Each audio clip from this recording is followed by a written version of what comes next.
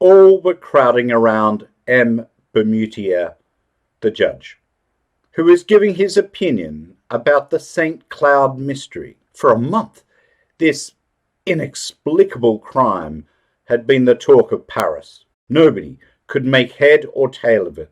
M. Bermutier, standing with his back to the fireplace, was talking, citing the evidence, discussing the various theories, but arriving at no conclusion. Some women had risen in order to get nearer to him, and were standing with their eyes fastened on the clean-shaven face of the judge, who was saying such weighty things. They were shaking and trembling, moved by fear and curiosity, and by the eager and insatiable desire for the horrible, which haunts the soul of every woman. One of them, paler than the others, said during a pause, "It's terrible.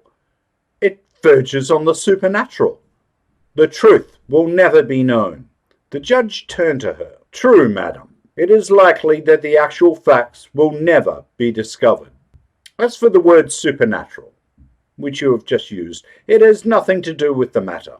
We are in the presence of a very cleverly conceived and executed crime, so well enshrouded in mystery that we cannot disentangle it from the involved circumstances which surround it.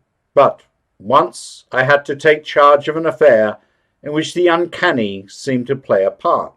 In fact, the case became so confused that it had to be given up." Several women exclaimed at once, "Oh, tell us about it." M. Bermutier smiled in a dignified manner, as a judge should, and went on. "Do not think, however, that I, for 1 minute, ascribed anything in the case to supernatural influences. I believe only in normal causes. But if instead of using the word supernatural to express what we do not understand, we were simply to make use of the word inexplicable, it would be much better. At any rate, in the affair of which I am about to tell you, it is especially the surrounding preliminary circumstances which impress me. Here are the facts. I was, at that time, a judge at Ajaccio, a little white city on the edge of a bay which is surrounded by high mountains. Something fine and rare and sterling, something just a little bit near to being worthy of the honour of being owned by Jim. There was a pier glass between the windows of the room. Perhaps you've seen a pier glass in an $8 bat. The majority of the cases which came up before me concern vendettas. There are some that are superb, dramatic, ferocious, heroic. We find there the most beautiful causes for revenge, of which one could dream. Enmities hundreds of years old, quieted for a time, but never extinguished. Abominable stratagems, murders becoming massacres, and almost deeds of glory. For 2 years I heard of nothing but the price of blood, of this terrible Corsican prejudice, which compels revenge for insults meted out to the offending person and all his descendants and relatives. I had seen old men, children, cousins murdered. My head was full of these stories. One day I learned that an Englishman had just hired a little villa at the end of the bay for several years. He had brought with him a French servant, whom he had engaged on the way at Marseille. Soon this peculiar person, living alone, only going out to hunt and fish, aroused a widespread interest. He never spoke to anyone, never went to the town, and every morning he would practice for an hour or so with his revolver and rifle. Legends were built up around him. It was said that he was some high personage, fleeing from his fatherland for political reasons. Then it was affirmed that he was in hiding after having committed some abominable crime. Some particularly horrible circumstances were even mentioned.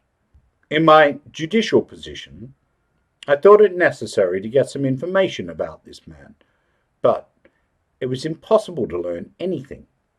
He called himself Sir John Rao. I therefore had to be satisfied with watching him as closely as I could, but I could see nothing suspicious about his actions. However, as rumours about him were growing and becoming more widespread, I decided to try to see this stranger myself, and I began to hunt regularly in the neighbourhood of his grounds. For a long time I watched without finding an opportunity. At last it came to me in the shape of a partridge, which I'd shot and killed right in front of the Englishman. My dog fetched it for me, but taking the bird, I went at once to Sir John Rao and, begging his pardon, asked him to accept it.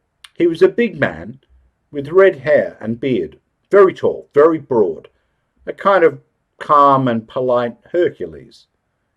He had nothing of the so-called British stiffness, and in a broad English accent he thanked me warmly for my attention. At the end of a month we had had 5 or 6 conversations.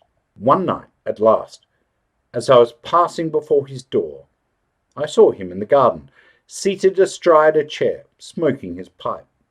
I bowed, and he invited me to come in and have a glass of beer. I needed no urging. He received me with the most punctilious English courtesy, sang the praises of France and of Corsica, and declared that he was quite in love with this country. Then, with great caution, and under the guise of a vivid interest, I asked him a few questions about his life and his plans. He answered without embarrassment, telling me that he had travelled a great deal in Africa, in the Indies, in America. He added, laughing, "I have had many adventures." Then I turned the conversation on hunting, and he gave me the most curious details on hunting the hippopotamus, the tiger, the elephant, and even the gorilla. I said, "Are all these animals dangerous?" He smiled. "Oh no, man is the worst." And he laughed, a good broad laugh, the wholesome laugh of a contented Englishman. I have also frequently been man-hunting. Then he began to talk about weapons, and he invited me to come in and see different makes of guns. The parlour was draped in black silk embroidered in gold. Big yellow flowers, as brilliant as fire, were worked on the dark material. He said, "It is a Japanese material." But in the middle of the widest panel, a strange thing attracted my attention. A black object stood out against a square of red velvet. I went up to it. It was a hand, a human hand. Not the clean white hand of a skeleton, but a dried black hand with yellow nails, the muscles exposed, and traces of old blood on the bones, which were cut off as clean as though it had been chopped off with an axe near the middle of the forearm.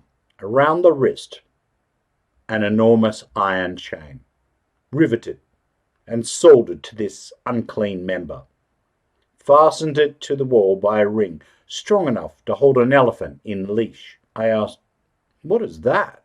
The Englishman answered quietly, "That is my best enemy. It comes from America too. The bones were severed by a sword, and the skin cut off with a sharp stone, and dried in the sun for a week. I touched these human remains, which must have belonged to a giant. The uncommonly long fingers were attached by enormous tendons, which still had pieces of skin hanging to them in places. This hand was terrible to see. It made one think of some savage vengeance." I said, "This man must have been very strong." The Englishman answered quietly, "Yes, but I was stronger than he. Put on this chain to hold him." I thought that he was joking. I said, "This chain is useless now. The hand won't run away." Sir John Rao answered seriously, "It always wants to go away. This chain is needed." I glanced at him quickly, questioning his face, and I asked myself, is he an insane man, or a practical joker. But his face remained inscrutable, calm and friendly. I turned to other subjects and admired his rifles.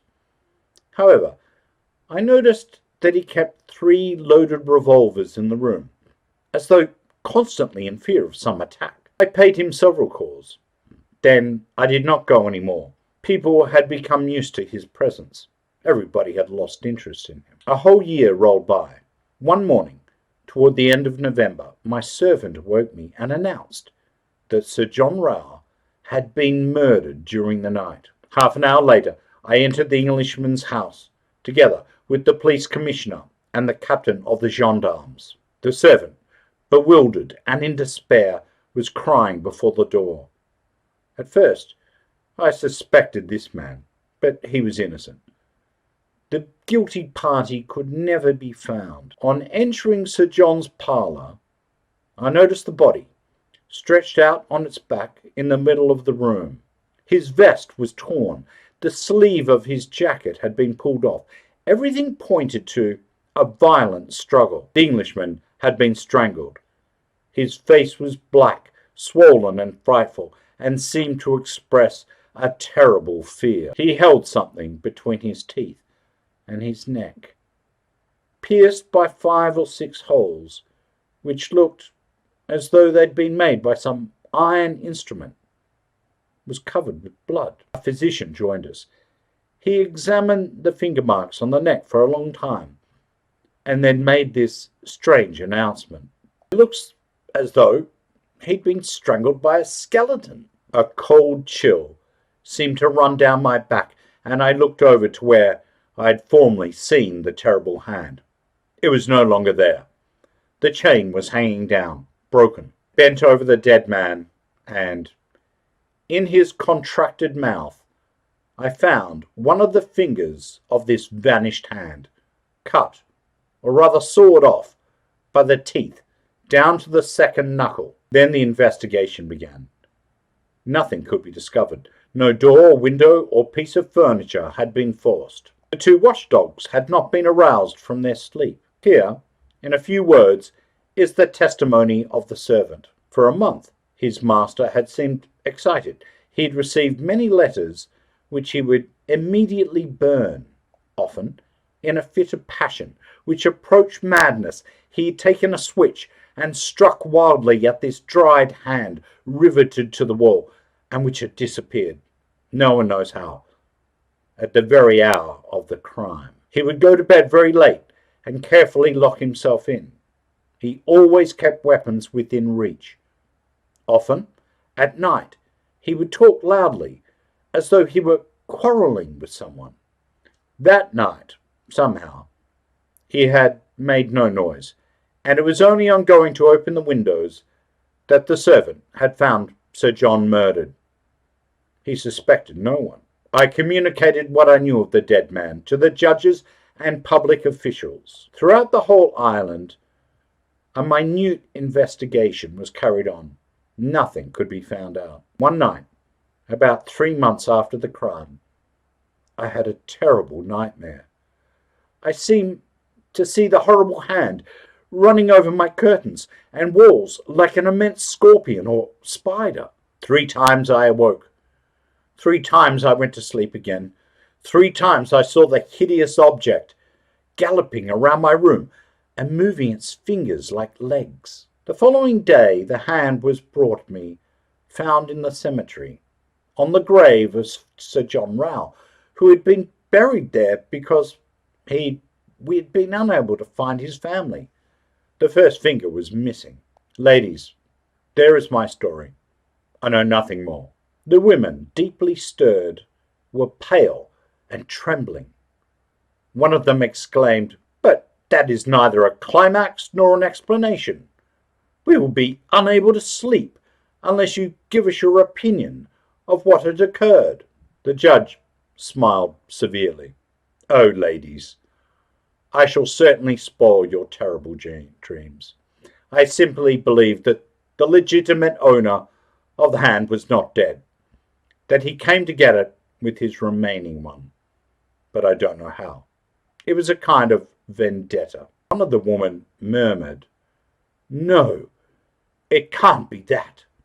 And the judge, still smiling, said, Didn't I tell you that my explanation would not satisfy you? The end.